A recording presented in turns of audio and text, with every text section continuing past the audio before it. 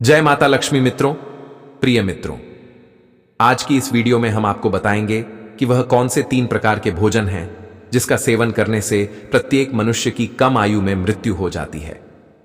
मित्रों, प्रत्येक मनुष्य को जीवित रहने के लिए खाने पीने की बहुत ज्यादा आवश्यकता होती है, परंतु मनुष्य बिना सोचे समझे जो मन में आता है वह खाता चला जाता है और वह आगे जाकर उसके लिए वह अत्यंत दुखद भोजन बन जाता है, जिस कारण उस मनुष्य की कम आयु में ही मृत्यु हो जाती है। प्रिय मित्रों, एक बार फिर से आप सभी का स्वागत है हमारे YouTube चैनल मिथोलॉजी स्टोरी पर। मित्रों, ये 3 प्रकार के भोजन हैं जिनका सेवन करने से मनुष्य की कम आयु में मृत्यु हो जाती है। मित्रों, हमारे सभी लोगों के बीच ऐसी घटनाएं दिन प्रतिदिन देखने को मिलती रहती हैं कि कहीं ना कहीं पर युवा अवस्था में ही मनुष्य की मृत्यु हो जाती है।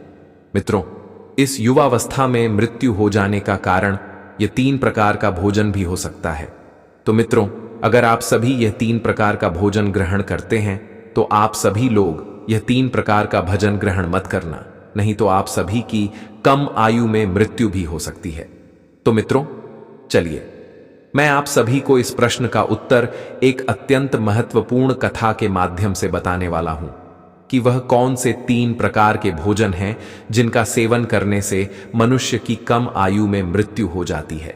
मित्रों, एक बार की बात है, समुद्र की गहराइयों में स्थित क्षीर सागर, वहां का दृश्य अत्यंत दिव्य और मनोहर था।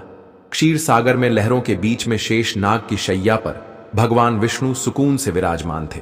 उनका नील वर्णी शरीर दिव्य आभा बिखेर रहा था। उनके समीप माता लक्ष्मी उनके चरण दबा रही थी। चारों ओर दिव्य प्रकाश था और वातावरण में शांत संगीत की ध्वनि गूंज रही थी। इसी बीच एक पावन पथ से आकाश मार्ग होते हुए देवर्षि नारद जी वहां पहुंचे। नारद जी के हाथ में उनका दिव्य वीणा था और मुख पर हल्की चिंता की रेखाएं थीं। भगवान विष्णु ने नारद जी को देखा और मंद मुस्कान के साथ कहा, पधारो नारद, तुम्हारा स्वागत है। ऐसा प्रतीत होता है कि तुम कुछ व्यग्र हो। क्या बात है? क्या तुम्हारे भ्रमण में कोई अनहोनी घटी है? नारद जी ने शीश झुकाकर भगवान विष्णु को प्रणाम किया। तब भगवान श्री हरि कहते हैं, हे नारद जी, आप आज किस प्रयोजन से हमारे पास पधारे हैं?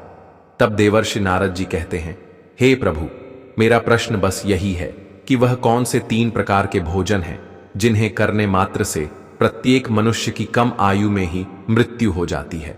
मनुष्य को किस प्रकार का भोजन करना चाहिए, किस प्रकार का भोजन मनुष्य की आयु बढ़ाने वाला होता है और किस प्रकार का भोजन मनुष्यों की आयु को कम करने वाला होता है, और भोजन को किस दिशा में मुख करके करना चाहिए। भोजन करने से पूर्व कौन सा मंत्र बोलना चाहिए। कृपा करके आप मुझे इन सभी प्रश्नों के उत्तर देने का कष्ट करें। तब भगवान श्री विष्णु जी कहते हैं कि हे देवर्षि नारद जी, आपने आज समस्त मनुष्य जाति को एक बहुत ही महत्वपूर्ण ज्ञान देने के लिए हमसे यह प्रश्न किया है। यह प्रश्न प्रत्येक मनुष्य के लिए उतना ही महत्वपूर्ण है जितना कि भूखे मनुष्य के लिए भोजन। परंतु हे नारद जी, मैं आपको आपके इस प्रश्न का उत्तर एक अत्यंत कथा के माध्यम से दूंगा। अब नारद जी कहते हैं कि हे प्रभु, आप उस कथा को सुनाइए। मैं आपके द्वारा कही गई कथा को पूरा अंत तक अवश्य सुनूंगा। अब श्री विष्णु जी कहते हैं कि मनुष्य जिस प्रकार का भोजन करता है उसी के अनुसार उसका भाग्य और उसका अगला जन्म निर्धारित होता है। चलो मैं आपको इस कथा के माध्यम से बताता हूं। तो मित्रों, कथा को आगे जानने से पहले अभी तक आप सभी ने वीडियो को लाइक नहीं किया है तो वीडियो को लाइक कर दीजिए, और मित्रों साथ में हमारे इस YouTube चैनल को सब्सक्राइब करके बेल नोटिफिकेशन को ऑल पर सेलेक्ट कर दीजिए, और कमेंट बॉक्स में जय मां लक्ष्मी जरूर कमेंट करना। तो मित्रों, आगे भगवान विष्णु कहते हैं, एक समय की बात है, किसी नगर के समीप एक बहुत बड़ा जंगल था। उस जंगल का आकार लगभग 5000 योजन तक था, परंतु उस जंगल में ना कोई भी पशु और ना ही कोई पक्षी रहते थे। उस जंगल में केवल वृक्ष और पेड़ पौधों की ही भरमार थी। वह जंगल इतना घना था कि जिसमें मनुष्य तो दूर की बात है, उस जंगल की तरफ कोई पशु भी नहीं जाता था। परंतु उस जंगल के मध्य भाग में लगभग 5 कोस लंबी एक झील थी, और उसी झील में हंस, बत्तख, मोर तथा अन्य पशु पक्षी रहा करते थे। एक बार मुनि वशिष्ठ उस झील के पास से गुजर रहे थे। तब उनको बहुत ही सुंदर और विचित्र दृश्य दिखाई दिया, क्योंकि उस जंगल में न कोई आता था और ना ही कोई जाता था, परंतु उसी झील के समीप एक बहुत बड़ा आश्रम था जो देखने में बहुत पुराना हो गया था, लेकिन फिर भी उसके सुंदरता मन को मोह लेने वाली थी। वह आश्रम अत्यंत सुंदर और पवित्र दिखाई पड़ रहा था। उस आश्रम में न कोई साधु संत तपस्या करते थे और ना ही उस आश्रम में शिष्यों को पाठ का ज्ञान दिया जाता था। वह आश्रम पूरी तरह से खाली था। अब वशिष्ठ मुनि ने सोचा कि यहाँ कोई संत महात्मा भी नहीं है, चलो आज हम यहाँ पर विश्राम कर लेते हैं। वशिष्ठ मुनि एक रात के लिए उस आश्रम में ठहर गए और सुबह उठकर वे जब उस झील के पास गए तो उन्होंने रास्ते में एक मुर्दे को देखा। अब वशिष्ठ मुनि सोच में पड़ गए कि इस जंगल में कोई आता जाता नहीं है, तो यह लाश कहां से आई। वह लाश जो पड़ी हुई थी वह शरीर से अत्यंत बलवान और हष्टपुष्ट जान पड़ती थी, जिसे देखकर ऐसा प्रतीत होता था कि मानो वह किसी तरुण पुरुष की लाश हो। उस लाश को देखकर मुनि वशिष्ठ अपने अंतर्मन से कहने लगे कि यह पुरुष कौन है और इसकी मृत्यु कैसे हो गई, तथा यह पुरुष इस जंगल में आखिर कैसे आया होगा। अब उसे मरे हुए आदमी के बारे में जानने के लिए वशिष्ठ मुनि चिंतित हो गए। तभी अचानक आकाश में उन्हें एक दिव्य विमान दिखाई पड़ा और वह दिव्य विमान उस झील के समीप आकर रुक गया और उस विमान से एक दिव्य पुरुष उतरा और वह पुरुष उस दिव्य विमान से उतरने के बाद उस झील में स्नान करने के लिए चला गया। अब झील में नहाने के बाद वह बाहर आया और उस मरे हुए पुरुष का मांस खाने लगा। उसने भर पेट उस मोटे ताजे मुर्दे का मांस खाया और फिर वह फिर से अपने दिव्य विमान की ओर जाने लगा। वह दिव्य विमान ऐसा जान पड़ता था कि मानो वह स्वर्ग का विमान हो। जब वशिष्ठ मुनि ने देखा कि वह पुरुष अब उस दिव्य विमान में बैठकर फिर से स्वर्ग लोक को प्रस्थान करने वाला है, तभी उन्होंने उस पुरुष को आवाज लगाई और कहा कि हे दिव्य पुरुष, तुम कौन हो? तुम तो देवताओं के समान दिखाई पड़ते हो, किंतु तुम्हारा भोजन बहुत ही घृणित है। तुम मुर्दे का मांस क्यों खा रहे हो? ऐसा भोजन भला कोई देवता कैसे कर सकता है? तुम्हारा भोजन तो गंधर्व जैसा है। भला एक स्वर्ग से आया हुआ पुरुष ऐसा भोजन कैसे कर सकता है? ही आज मेरा भोजन ऐसा हो गया है। हे विप्र, मैं आपको बताता हूं कि मैंने अपनी जिंदगी में कौन कौन सी गलती की जिसकी वजह से आज मुझे यह घृणित भोजन करना पड़ रहा है। हे महर्षि, मैं आपको मेरी कहानी सुनाता हूं। पूर्व काल की बात है। विदर्भ देश में मेरा एक राज्य था जिसमें मेरे महायशस्वी पिता रामवीर राज्य करते थे। इनका नाम तीनों लोकों में प्रसिद्ध था। मेरे पिताजी परम धार्मिक व्यक्ति थे। मेरे पिताजी ने 2 विवाह किए थे जिससे उनकी 2 पत्नियां थीं। उन दोनों पत्नियों से उन्हें एक एक करके 2 पुत्र हुए। मैं और मेरा भाई महायशस्वी परम प्रतापी धीर्व पुरुष थे। मैं अपने पिता का सबसे बड़ा पुत्र था। मेरी परम यशस्वी पिता ने मेरा नाम परमराज रखा था तथा मेरे छोटे भाई का नाम अमरराज रखा था। हम दोनों भाई अपने नाम और काम दोनों से बहुत अधिक प्रसिद्ध थे। हमारी जिंदगी बहुत सुख से बीत रही थी। फिर एक दिन अचानक मेरे पिताजी का देहांत हो गया और पिताजी की मृत्यु के बाद मुझे विदर्भ देश का राजा बना दिया गया और मैं वहां सावधानी के साथ राज्य चलाने लगा। अब राज्य करते हुए कई हजार साल बीत गए। फिर एक दिन मुझे आध्यात्मिक शक्ति के बारे में पता चला और मैं वैरागी बन गया। और उसी दिन मैंने अपने पूरे राज्य में घोषणा करवा दी कि मैंने राजपाठ का त्याग करने का निर्णय लिया है और मृत्यु पर्यंत तपस्या करने का निश्चय करके मैं जंगल में रहने के लिए चला गया। विदर्भ देश का राज्य मैंने अपने छोटे भाई अमरराज को सौंप दिया और उसे राजा बना दिया। उसके बाद फिर मैं यहां इस झील के पास आ गया और यहां पर आकर मैंने कठोर तपस्या करना आरंभ कर दिया और मैंने 800,000 वर्षों तक मैं इस झील के पानी में बैठ के तपस्या करता रहा। मेरी तपस्या को देखते हुए सभी देवतागण मुझसे प्रसन्न हुए और मेरी तपस्या के प्रभाव से मुझे ब्रह्मलोक की प्राप्ति हुई। लेकिन ब्रह्मलोक पहुंचने के बाद भी मुझे भूख और प्यास अधिक सताने लगी, क्योंकि ब्रह्मलोक में किसी को भी ना तो भूख लगती है, ना ही प्यास लगती, और ना ही वह मनुष्य मर सकता है। वह अजर अमर अविनाशी हो जाता है। परंतु मेरी समस्त इंद्रियां भूख से तिल मिला उठती थी।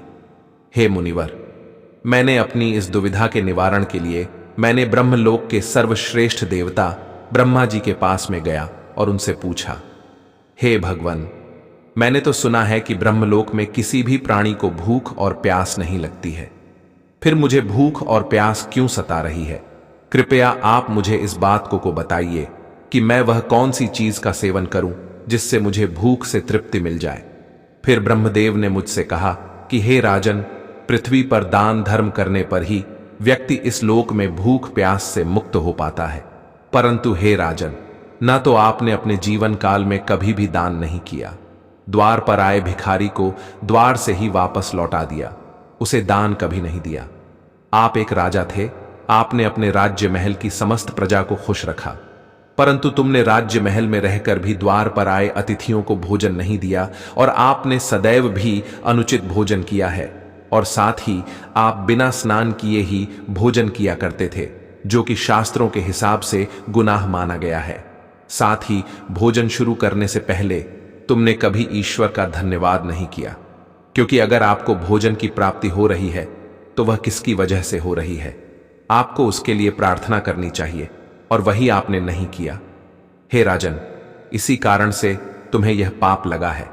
इसीलिए तुम्हें ब्रह्मलोक में रहते हुए भी भूख और प्यास का कष्ट उठाना पड़ रहा है। जब आप जीवित थे तब आपने जीवित रहते हुए अनेक प्रकार के आहार का अकेले ही सेवन किया है, दूसरों को नहीं दिए हैं, जिससे तुम्हारा शरीर तो बलवान बन गया, किंतु तुम्हारा पुण्य क्षीण हो गया। और तुमने जो तपस्या की उसकी वजह से तुमको ब्रह्मलोक में स्थान तो प्राप्त हो गया, परंतु तुम्हारी भूख शांत नहीं हुई। हे राजन, तुम्हारी भूख को शांत करने का मेरे पास एक उपाय है। उस झील के पास तुम्हारा मृतक शरीर पड़ा हुआ है, तुम उसी का मांस खाकर अपनी भूख मिटाओ। जब ब्रह्मा जी ने इस प्रकार से मुझे समझाया तो मैंने ब्रह्मा जी से कहा कि हे प्रभु, अपने शरीर का भक्षण कर लेने के पश्चात मेरा क्या होगा? उसके बाद मैं क्या खाऊंगा? मेरे खाने के लिए कुछ भी शेष नहीं रहेगा। मैं एक ब्रह्म पुरुष हूं और मैं किसी जीव की हा नहीं कर सकता।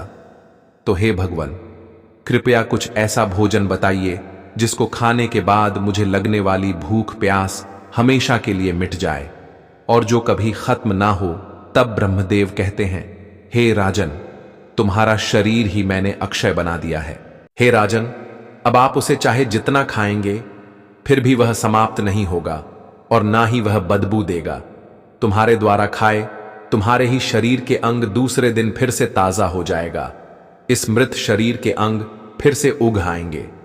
तुमको अपने ही शरीर का मांस खाते खाते जब तुमको 1-2 वर्ष बीत जाएंगे तो उसके बाद तुम्हारे इसी जंगल में एक दिन महर्षि वशिष्ठ पधारेंगे और उन्हीं के द्वारा तुम इस पाप से मुक्ति पा सकोगे। इस प्रकार से जब ब्रह्मा जी ने उस राजा को इसके पीछे का राज्य बताया तो अब उस दिव्य पुरुष ने सारी हकीकत मुनि वशिष्ठ को बता दी और कहने लगे, हे, एक आम इंसान था, परंतु मेरी कुछ गलतियों की वजह से विप्र मेरा शरीर कभी नष्ट नहीं होता है और मैं रोज आकर अपने शरीर का कच्चा मांस खाता हूं। यही मेरा आहार है। न जाने कब मुनि वशिष्ठ यहां पर पधारेंगे और मुझे इस कष्ट से मुक्ति दिलाएंगे। अभी तक मैंने यह सोचते सोचते लगभग 100 वर्ष बिता दिए हैं और मैं आज भी महर्षि वशिष्ठ की राह देख रहा हूं। राजा देवराज का इस प्रकार से कथन सुनकर महर्षि वशिष्ठ बोले, हे राजन, कहो आपके सौभाग्य से मैं यहां पर आया हूं। मैं ही मुनि वशिष्ठ हूं। कहिए राजन, मैं तुम्हारी किस प्रकार से सहायता कर सकता हूं? ऐसा भोजन तो स्वयं यमराज भी नहीं ग्रहण करते। अब उस दिव्य पुरुष ने वशिष्ठ मुनि की तरफ देखा और उन्हें हाथ जोड़कर प्रणाम किया और कहने लगा, हे विप्र, आपको प्रणाम है। मेरा भोजन पहले ऐसा नहीं था। मैं भी तब राजा परमराज अत्यंत प्रसन्न हुए और जमीन पर लेटकर वशिष्ठ के चरणों को वंदन करने लगे। राजा परमराज ने कहा, हे मुनिवर, कृपया आप मुझे इस घृणित आहार से मुक्त कीजिए तथा जिस पाप के कारण मुझे यह प्राप्त हुआ है उस पाप से भी मुझे मुक्त कीजिए। मैं इस प्रकार का भोजन करते करते निरा हो चुका हूं। इस भोजन से मुक्त होने के बाद मुझे अक्षय लोक की प्राप्ति हो सकेगी। हे राष्ट्र, कृपया आप मुझ पर कृपा करें। राजा परमराज की दुख भरी बातें सुनकर मुनि वशिष्ठ को उन पर दया आ गई। अब महर्षि वशिष्ठ ने उस राजा के शरीर को जैसे ही छुआ, उस राजा का मृतक शरीर वहां से अदृश्य हो गया और वे उस पाप से मुक्त हो गए। और फिर महर्षि वशिष्ठ से आज्ञा लेकर वे उस दिव्य विमान में बैठकर ब्रह्मलोक को चले गए। अब भगवान श्री विष्णु देवर्षि नारद जी को समझाते हुए आगे कहते हैं कि हे नारद जी, इस प्रकार से उस राजा परमराज को दान न करने के पाप से मुक्ति मिली। इस प्रकार से उचित भोजन करने के कारण ही विदेश के महाराज को ब्रह्मलोक में रहने पर भी तृप्ति नहीं मिली और उन्हें पृथ्वी लोक पर आकर स्वयं का ही मांस खाना पड़ा। हे नारद जी, अब मैं तुम्हें भोजन के कुछ नियम बताता हूं। आप इन नियमों को ध्यान से सुनिए। भोजन शुरू करने से पहले आपको यह 2 काम करने हैं। पहला काम, आपको भगवान को धन्यवाद करना है जिसकी वजह से आपको यह भोजन मिल रहा है। दूसरा काम, आपको भोजन शुरू करने से पहले यह करना है कि थोड़ा सा अन्न भूमि पर रखना है ताकि देवता, पशु पक्षी, सर्प दैत्य तथा प्रेत पिशाच जो अपने कर्म बंधन से बंधे हुए हैं उन सभी को अन्न की प्राप्ति हो। यदि भोजन करते समय कोई अतिथि आ जाए तो उसका स्वागत करें और उसे आसन देकर प्रणाम करके उसका सत्कार करें। फिर उसे श्रद्धापूर्वक भोजन कराकर विदा करें, क्योंकि जिसके घर से अतिथि निराश होकर लौट जाता है उसे वह अपने आला अपने पाप देकर उसके शुभ कर्मों को ले जाता है। पिता के घर में रहने वाली विवाहित कन्या, दुखी या और गर्भ धारण की हुई स्त्री तथा वृद्ध को भोजन कराने के बाद ही भोजन करना चाहिए। इन सभी को भोजन कराए बिना जो स्वयं भोजन ग्रहण करता है उसका भोजन पाप बन जाता है। ऐसा व्यक्ति नरक में ही जाता है। जो स्नान किए बिना ही भोजन करता है उसका भोजन मल भक्षण के समान हो जाता है। जो मनुष्य बालक एवं वृद्ध आदि के हिस्से का भोजन करता है उसका भोजन विष्ठा के समान हो जाता है। और जो बिना दान किए ही भोजन को ग्रहण करता है उसका भोजन विष के समान बन जाता है। मनुष्य को कभी भी दुराचारी व्यक्ति द्वारा दिया गया अथवा दूसरों द्वारा अपमानित करके दिया गया भोजन कभी भी ग्रहण नहीं करना चाहिए। इससे उस मनुष्य को पाप लगता है। परोसे हुए भोजन का अग्रभाग अग्नि को देकर ही भोजन करना चाहिए। भोजन को एकाग्र चित्त होकर करना चाहिए। प्रथम, 3 निवाले मौन होकर ग्रहण करने चाहिए। ऐसा करने से व्यक्ति के सभी पाप कर्म तुरंत नष्ट हो जाते हैं और पुण्य कर्म बढ़ने लगते हैं। भगवान की कृपा से उसे जीवन भर कभी अन्न की कमी महसूस नहीं होगी। पूर्व दिशा में बैठकर भोजन करने से व्यक्ति रोग से और मानसिक तनाव से मुक्त हो जाता है। बीमार बुजुर्गों को पूर्व की ओर मुख करके भोजन अवश्य करना चाहिए। इससे उनके स्वास्थ्य में सुधार आता है, क्योंकि पूर्व दिशा उगते हुए सूर्य की दिशा होती है और सूर्य देव बल, आरोग्य तथा दीर्घायु प्रदान करते हैं। विद्या की अभिलाषा रखने वाले मनुष्य को उत्तर दिशा की ओर मुख करके भोजन करना चाहिए। यह दिशा देवी सरस्वती की दिशा है। ध्यान रहे, दक्षिण दिशा की ओर मुंह ओ मुख करके भोजन ना करें। यह मृत्यु की दिशा होती है। इस दिशा में मुख करके भोजन करने से आयु कम होती है। टूटे फूटे बर्तनों में भोजन नहीं करना चाहिए, इससे घर में गरीबी आती है। भोजन हमेशा थाली में ही करना चाहिए। गंदी थाली में भोजन करने से जीवन में दुर्भाग्य आता है। एकादशी के दिन तामसिक अन्न का सेवन ना करें। जो मनुष्य एकादशी के दिन तामसिक अन्न अर्थात मांस का सेवन करता है, लक्ष्मी उस घर को छोड़कर चली जाती है। भोजन का अपव्यय करना अनर्थ माना गया है, इसीलिए थाली में जितना आवश्यक हो उतना ही भोजन ले। अगर कोई व्यक्ति साथ में भोजन कर रहा हो तो उसका भोजन समाप्त होने तक उठकर नहीं जाना चाहिए। इससे पितृदेव नाराज हो जाते हैं। भोजन के बाद थाली में हाथ धोना अनुचित माना गया है। थाली में हाथ धोने से अन्न का अपमान होता है। भोजन के बाद थाली में हाथ धोने वाले लोग नीच योनि में जन्म लेते हैं और व्यक्ति को बिस्तर पर बैठकर कभी भी भोजन नहीं करना चाहिए। ऐसा करने से व्यक्ति कई प्रकार के रोगों से ग्रसित हो सकता है। भोजन केवल जमीन पर आसन बिछाकर उस पर बैठकर ही करना चाहिए। भोजन करते समय दिशाओं का ध्यान रखना बहुत ही आवश्यक होता है। यदि गलत दिशा में बैठकर अथवा गलत दिशा में मुख करके कोई भोजन करता है तो ऐसा भोजन करने से व्यक्ति को उसके अनिष्ट परिणाम प्राप्त होते हैं। अगर कोई को भोजन के ऊपर से कोई पैर रखकर चला गया हो अथवा कोई व्यक्ति भोजन को लांघ कर चला गया हो तो ऐसे भोजन को कभी खाना नहीं चाहिए। ऐसा भोजन अशुद्ध हो जाता है। ऐसे भोजन को पशुओं को खिला देना चाहिए।